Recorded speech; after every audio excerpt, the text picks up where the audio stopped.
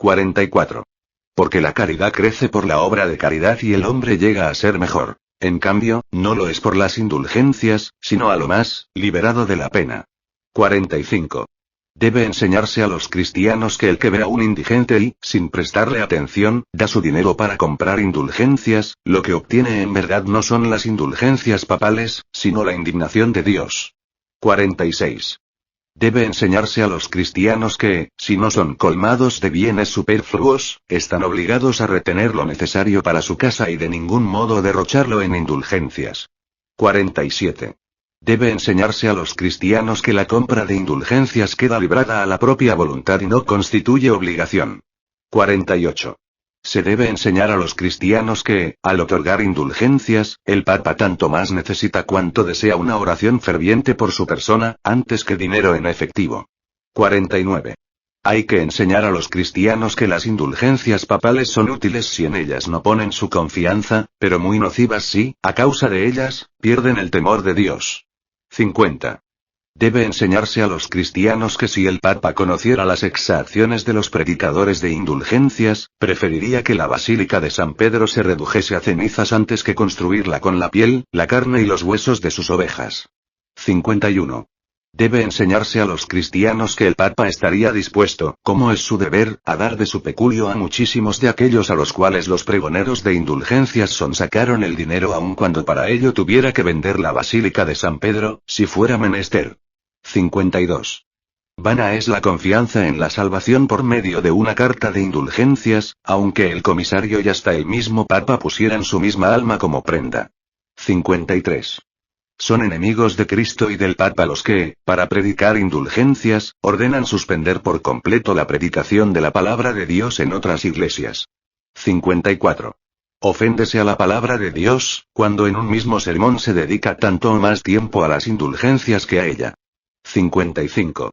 Ha de ser la intención del Papa que si las indulgencias, que muy poco significan, se celebran con una campana, una procesión y una ceremonia, el Evangelio, que es lo más importante, deba predicarse con 100 campanas, 100 procesiones y 100 ceremonias.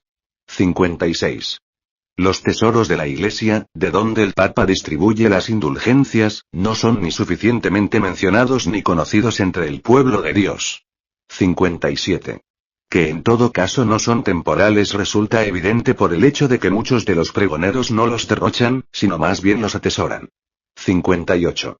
Tampoco son los méritos de Cristo y de los santos, porque estos siempre obran, sin la intervención del Papa, la gracia del hombre interior y la cruz, la muerte y el infierno del hombre exterior. 59. San Lorenzo dijo que los tesoros de la Iglesia eran los pobres, mas hablaba usando el término en el sentido de su época. 60. No hablamos exageradamente si afirmamos que las llaves de la Iglesia, donadas por el mérito de Cristo, constituyen ese tesoro. 61. Está claro, pues, que para la remisión de las penas y de los casos reservados, basta con la sola potestad del Papa. 62. El verdadero tesoro de la Iglesia es el sacrosanto Evangelio de la gloria y de la gracia de Dios. 63. Empero este tesoro es, con razón, muy odiado, puesto que hace que los primeros sean postreros. 64. En cambio, el tesoro de las indulgencias, con razón, es sumamente grato, porque hace que los postreros sean primeros. 65. Por ello, los tesoros del Evangelio son redes con las cuales en otros tiempos se pescaban a hombres poseedores de bienes. 66. Los tesoros de las indulgencias son redes con las cuales ahora se pescan las riquezas de los hombres. 67. Respecto a las indulgencias que los predicadores pregonan con gracias máximas, se entiende que efectivamente lo son en cuanto proporcionan ganancias. 68. No obstante, son las gracias más pequeñas en comparación con la gracia de Dios y la piedad de la cruz. 69. Los obispos y curas están obligados a admitir con toda reverencia a los comisarios de las indulgencias apostólicas. 70. Pero tienen el deber aún más de vigilar con todos sus ojos y escuchar con todos sus oídos, para que esos hombres no prediquen sus propios ensueños en lugar de lo que el Papa les ha encomendado. 71. Quien habla contra la verdad de las indulgencias apostólicas, sea anatema y maldito. 72. Mas quien se preocupa por los excesos y demasías verbales de los predicadores de indulgencias, sea bendito. 73. Así como el Papa justamente fulmina excomunión contra los que maquinan algo, con cualquier artimaña de venta en perjuicio de las indulgencias. 74. Tanto más trata de condenar a los que bajo el pretexto de las indulgencias, intrigan en perjuicio de la caridad y la verdad. 75. Es un disparate pensar que las indulgencias del Papa sean tan eficaces como para que puedan absolver, para hablar de algo imposible, a un hombre que haya violado a la Madre de Dios. 76.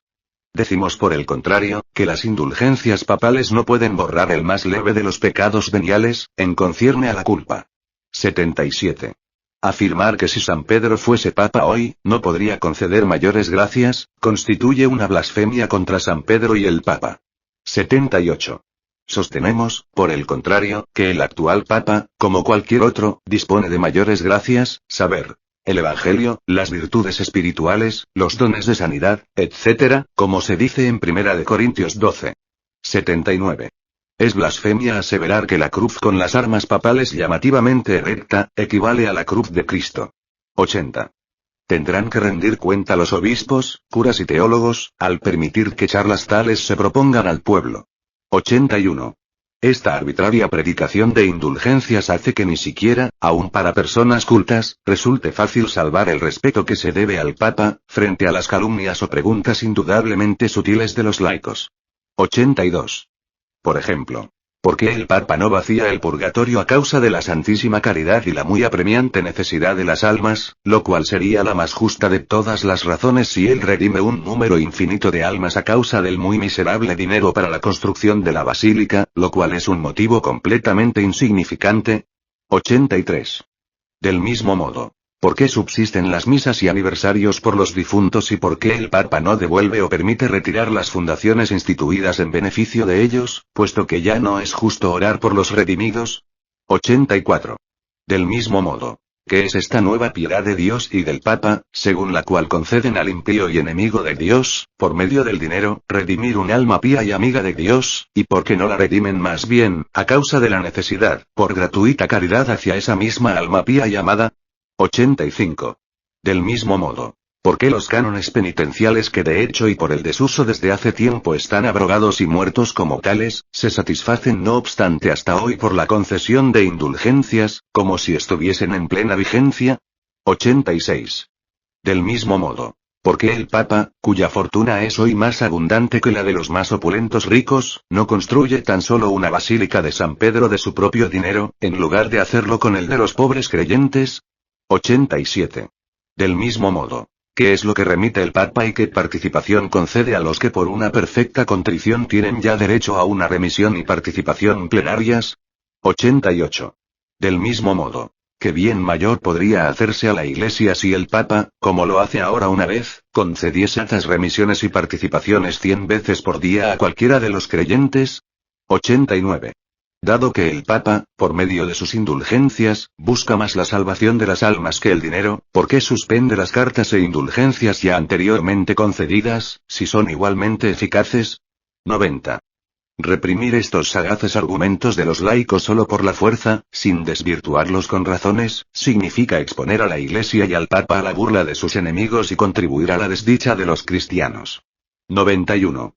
Por tanto, si las indulgencias se predicasen según el espíritu y la intención del Papa, todas esas objeciones se resolverían con facilidad o más bien no existirían. 92. Que se vayan, pues todos aquellos profetas que dicen al pueblo de Cristo, paz, paz. Y no hay paz. 93. Que prosperen todos aquellos profetas que dicen al pueblo, cruz, cruz y no hay cruz. 94. Es menester exhortar a los cristianos que se esfuercen por seguir a Cristo, su cabeza, a través de penas, muertes e infierno. 95. Y a confiar en que entrarán al cielo a través de muchas tribulaciones, antes que por la ilusoria seguridad de paz.